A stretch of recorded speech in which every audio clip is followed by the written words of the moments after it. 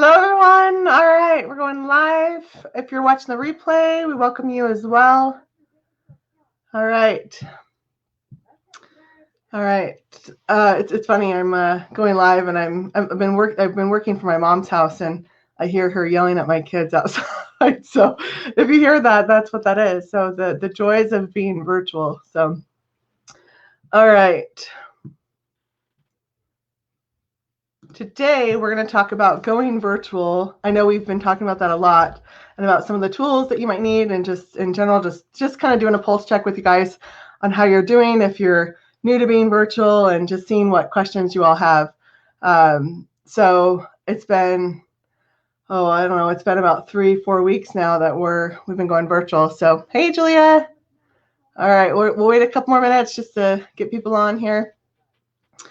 Like I said, we've been doing a lot of Facebook Lives on being virtual, and I've had a couple people from my team interviewing them on just different skills and strengths that they have. And so hopefully you've tuned into some of those videos.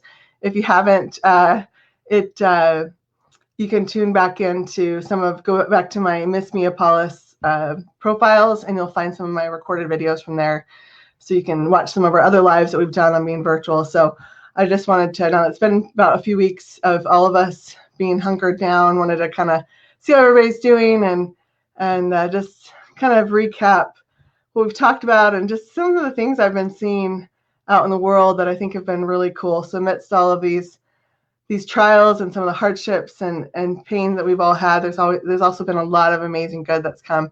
So I just wanted to highlight a few of those. And if you have any, I would love to just have you comment on different things that you've experienced out there that has been good, some good that has come from this experience. So I would love to hear from all of you. Hey, Julie, yes, it's been too long. Julia is my photographer, and we haven't been able to do a face-to-face for a while. Okay. All right, so let's go ahead and get started. Like I said, we're going to talk again about just being virtual again. If you don't know anything about me or my company, we do a lot of business services and outsourcing services for other companies, and we're a 100% virtual team, and we've been virtual now for about 5 years. I've had the brick and mortar companies, and I've done the hybrid of being partially virtual, partially an office, and now we're 100% virtual. And so we've been doing it a while, and we kind of have a lot of the kinks worked out, and have a lot of the things worked out that make us love being virtual. So I had was scrolling through, I think it was actually on Facebook feed, and Frank Kern, if you guys don't know who he is, he's an online marketer. He had this ad that was out, and he says, "We are not normal."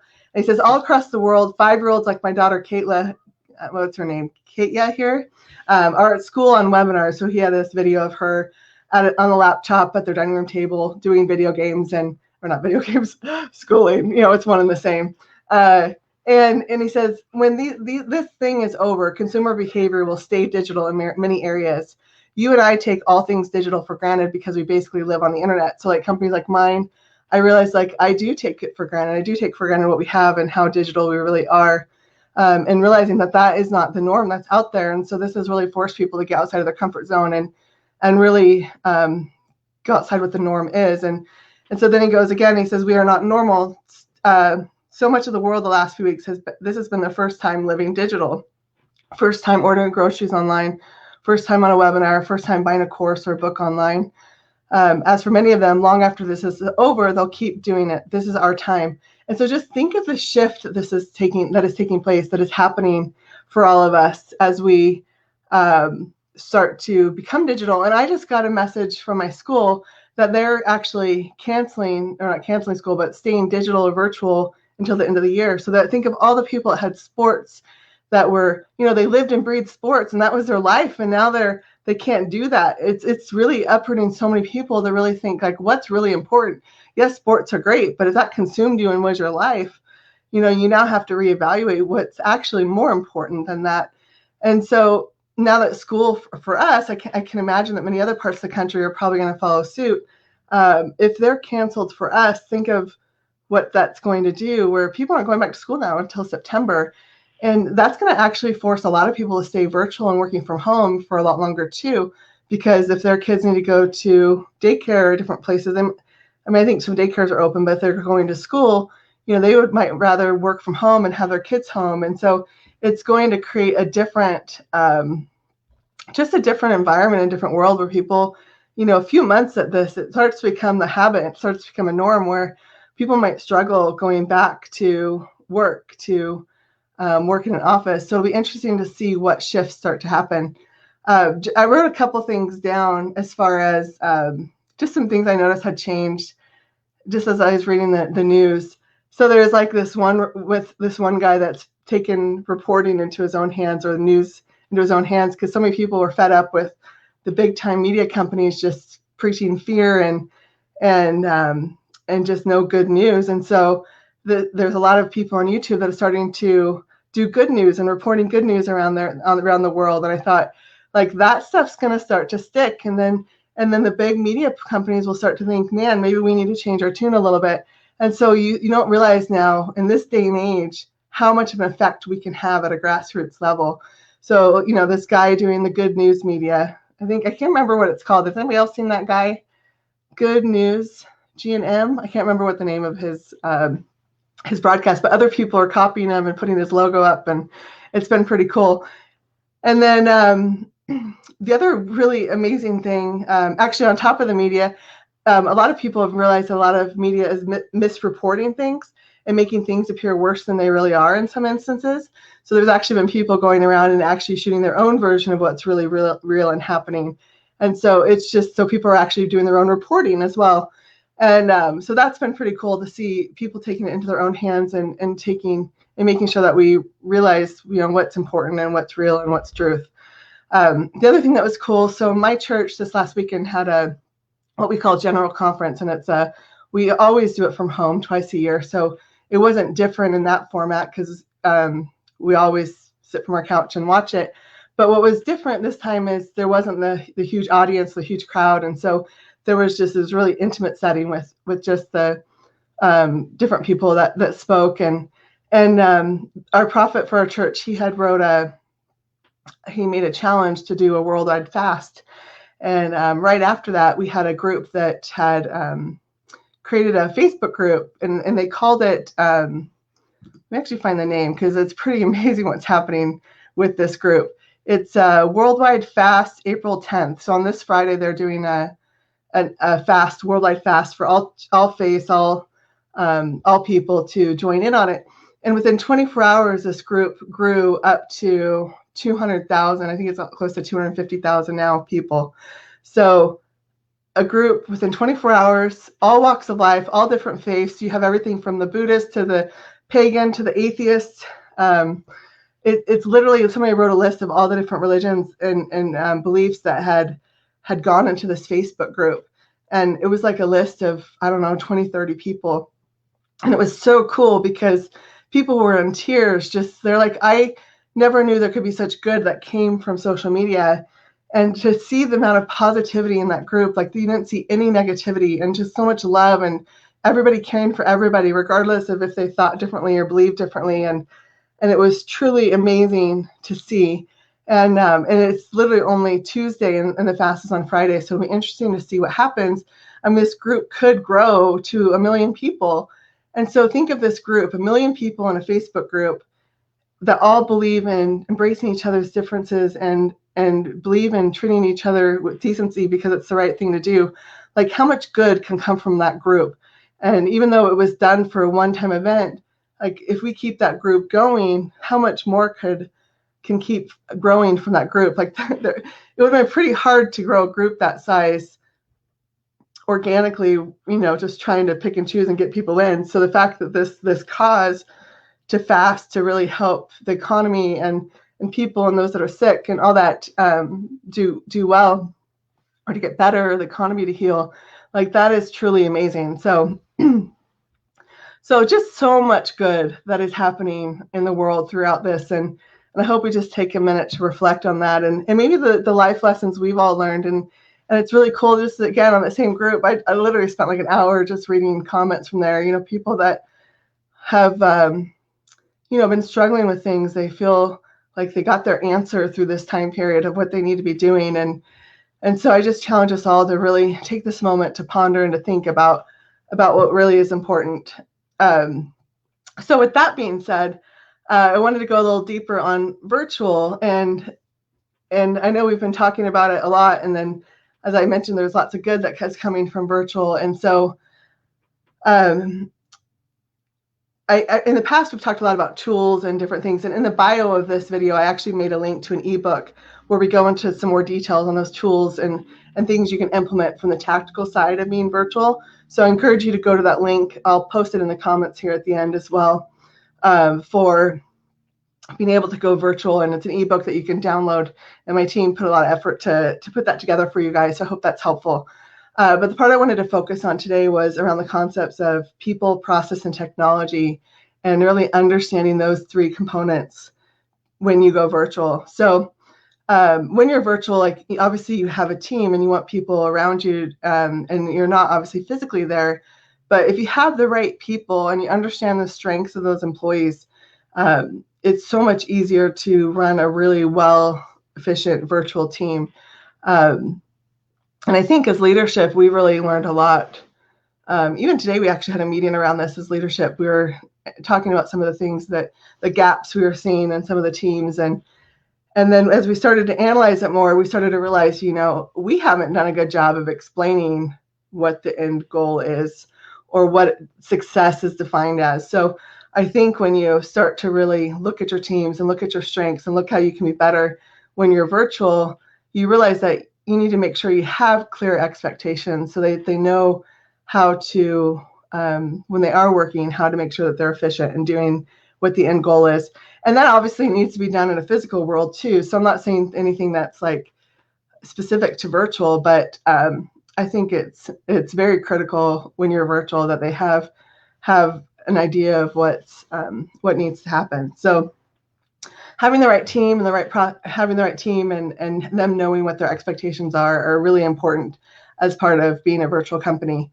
And then process. So a little bit about my journey with process. When we were small, it was a lot easier to be people driven. So when you're a small virtual team, everybody kind of knows what to do and they own it, and you don't have to have a lot of documentation or process. And then as we started to grow and scale, it became harder and harder for everybody to keep what they needed to do in their head. And so we started to see some gaps and needing more process. So I kind of went on this journey of creating more process and hiring process engineers and getting more process built, so the virtual team and the virtual flow of work can happen. But I started to see a big gap when we started to become too process oriented, because what happened is people would start to become crippled if they didn't have a process in place, or they thought they had to spend all this time creating the process before they could do it. And what a lot of times is misunderstood is that doing the actual work is probably the best way to create the process. So the more you physically do it, then you're actually building the process as you go. And so then you can start to document that process. And so, because so often we'll spend so much time trying to think what we think the process is going to be. And then when we actually get into doing the work, we realize like, oh, we forgot this and this and this. And so it's like all the work that we spent is now obsolete because we realize that there's either a better direction to go now that we're actually doing it and experiencing it, or we missed a whole bunch of stuff because we hadn't yet experienced it. So I think those are all just really important things to remember, that process, yes, is important, but doing it and getting it done is even more important. So don't let process cripple you, and understand that process is always to improve the human experience. The people you hire are always to improve the human experience. And so the third one is technology. And I love technology. Like I love seeing automations and things helping solve problems and make them more streamlined. But I also understand that technology will not replace the human experience. It's always important to understand that technology helps serve the human experience more. And so as much as we want to have automations, they are there to enhance that human experience. So, and a lot of what we do, like in our company, we do a lot of this. We get the right people in the process, or the right people in the right spots. We develop processes around it. We use technology to help automate and systematize and streamline a lot of the work we do to keep making it more and more efficient, which helps us then allow business owners, to trickle down those cost savings to the business owner. And so because we do the same thing over and over again, it allows us to get more efficient with the services and the work that we do. So just like it's people, process, and technology is important to us, the same thing are important for you guys with your teams, and making sure that you have people and you have processes and technology to help make your life easier and give yourself that time and that freedom to focus more on what's important to you.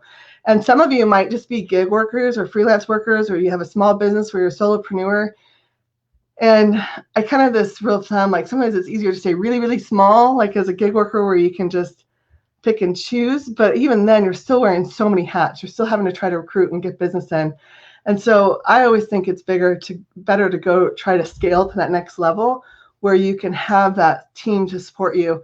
And it's different now. Before when you had to hire all these different skill sets, hey, Emily, when you had to hire all these different skill sets, you had to go hire a full-time, all these different, a full-time marketer, a full-time tech person, full-time admin staff to answer your phones. And you have all of these different things. But now with virtual and having companies, like what our company does, where you can have a team that's an extension of yours, you can now pay for fractional labor of all of those. So yeah, you might have 8 people on your team, but maybe you're only paying 1 full-time person with the amount of work that's being done.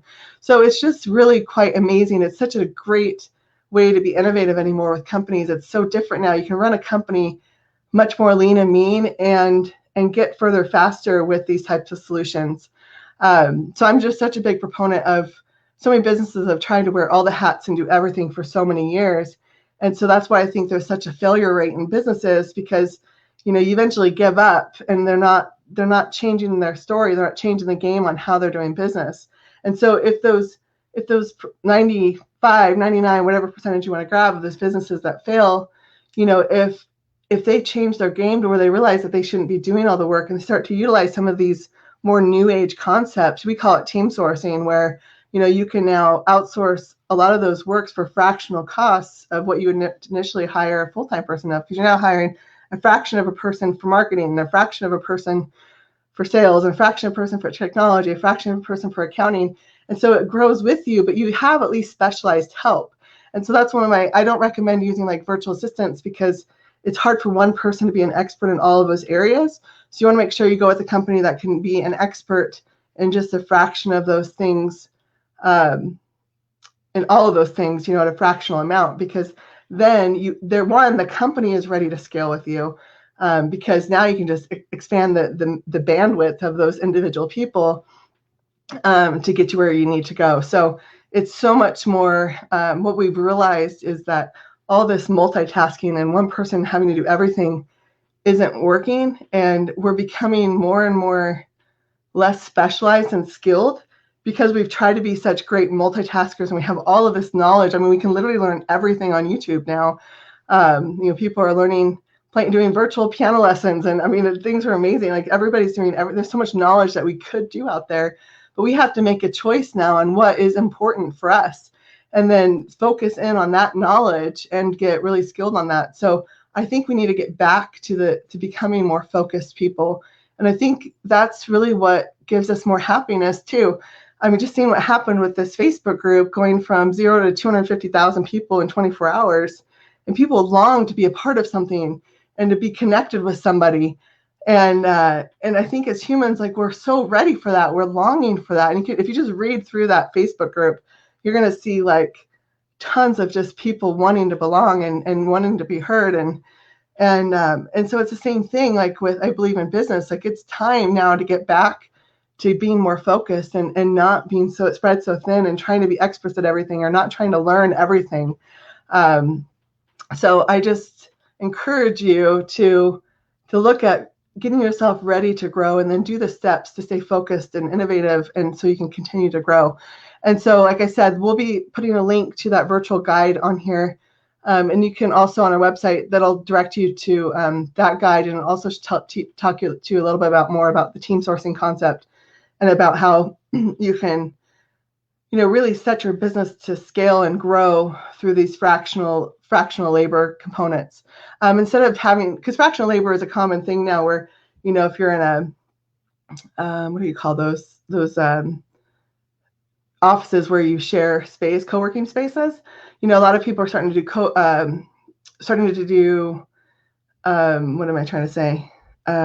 Fractional labor in those co-working spaces, but you're still having to manage all of those people, and so it's still a one-to-many relationship. So it's really important to find a company that can do all of those services under one house, And that way you're not, it's the one-to-one relationship instead of a one-to-many relationship, because that company will give you a point person that you can have.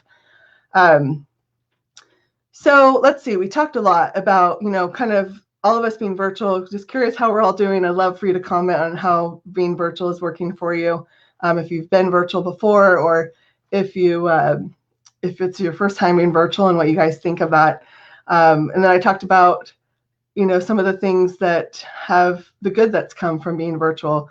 And then obviously focusing on people, process, and technology as a component of your virtual plan, and making sure that those are always in alignment. So what we find is if we're too people driven, but we don't have enough technology, then things feel out of balance. So the more you always try to keep people, process, and technology in alignment. If you have too much process, then you're out of alignment. And there's this graph that I always draw out for my team. And what I say is, when we have great people and good process together, that allows for better collaboration. When we have better process and technology together, so that both of those together, then we have better automations. And then when we have good technology and people together, that's what allows for better innovation. And if you think about collaboration, innovation, and automation, those are really cool components to running a very sophisticated virtual team. So that's really what I had to cover. I just encourage you, if you are a gig or a freelance type worker or a solopreneur, really focus in on growing a team and what that looks like. It's really going to make your life easier. And if you think you can't do it because you're virtual, there's so many resources out to creating a virtual team and doing it well. And really the key is really seeking to really understand and have empathy for those you work with, and always thinking, did I provide what I needed to for the team? And so with that said, I would love comment on if you're virtual or how it's going for you. I'll post the link for that guide in the comments here. It's also in the description of the, it's at least on Facebook. I put it on the Facebook description, but those that are watching on Instagram, I'll post it on that feed as well. And other than that, that's what I have for you guys. I hope this was helpful on just going a little bit deeper on being virtual and seeing how you guys are doing. Hey, Ben, it's good to see you on here. So love this. This is great. I hope these are helpful. I love talking about being virtual. I'm really passionate about it. I love it. So have a great week. Keep strong. I know this is tough. It keeps getting extended, and who knows, might be hunkered down a little while. So we can stay connected virtually. I'm a big believer in that, and that you can build trust and friendships virtually. So let's keep the love going, and we'll see you on Thursday. Thanks, everyone. Bye.